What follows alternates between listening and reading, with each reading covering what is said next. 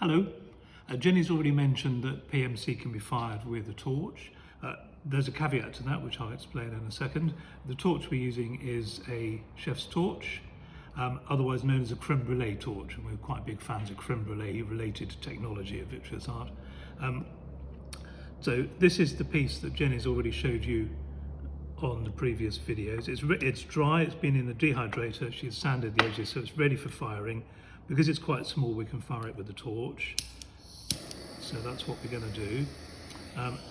This is going to take about 2.5 minutes. Now what I need to do is to gradually heat up Jenny's piece of PMC. Now a butane flame, which is what this is, I think it's butane, is about 1100 degrees, which is pretty hot. PMC really wants to be fired at between 700 and 850 degrees C. So what I'm doing is I'm keeping the flame moving so that no part of the PMC gets too hot.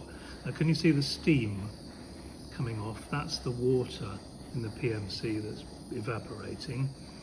I'm gradually heating it up. In a second we'll see the organic material. There we are, can you see the flames? That's the organic non-silver material burning away.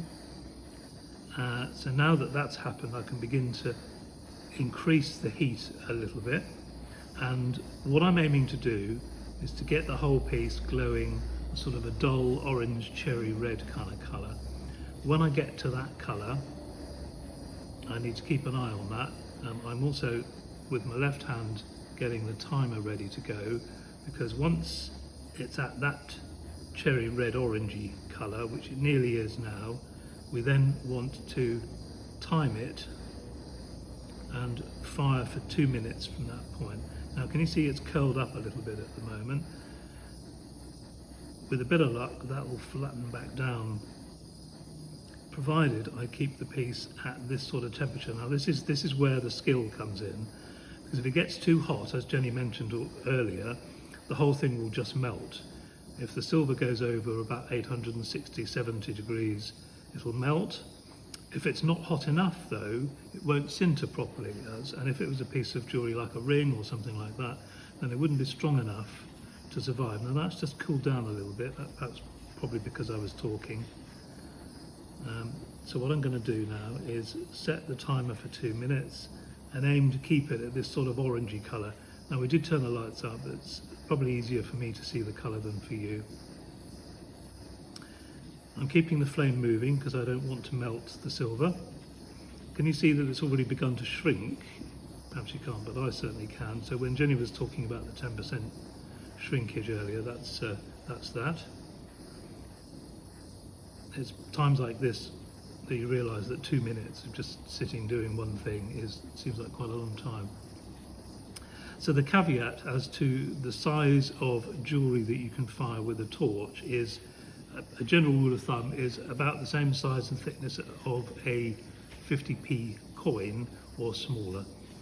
The reason for that is, if your piece of PMC is bigger than a 50p coin, it's pretty difficult to keep all of it at about the same temperature, which means that it will shrink and heat and sinter in a way that could potentially crack or distort quite badly. If the piece of PMC is too thick, if it's thicker than a 50p coin, then the top surface where the flame is and the bottom surface will be at different temperatures, and that will cause the PMC to warp or distort or potentially crack as well.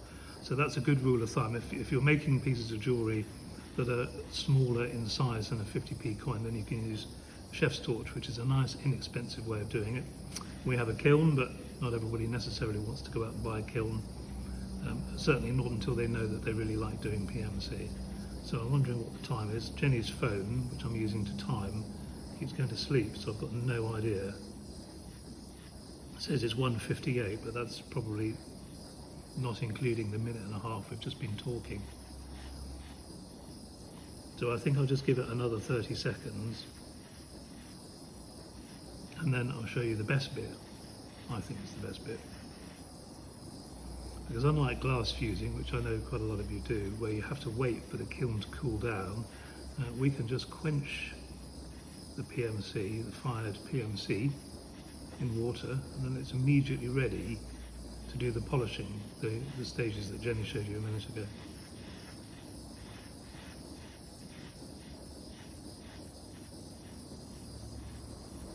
Okay, well that's had the 2 minutes, so we don't need the torch anymore. This is a fire block.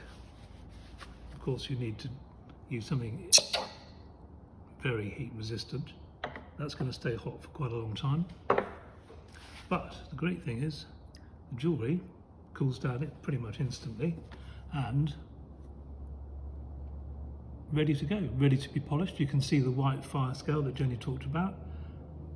The next stage of this is the polishing with the wire brush and the agate stone, which Jenny's already shown you, and then that will be a finished piece of jewellery.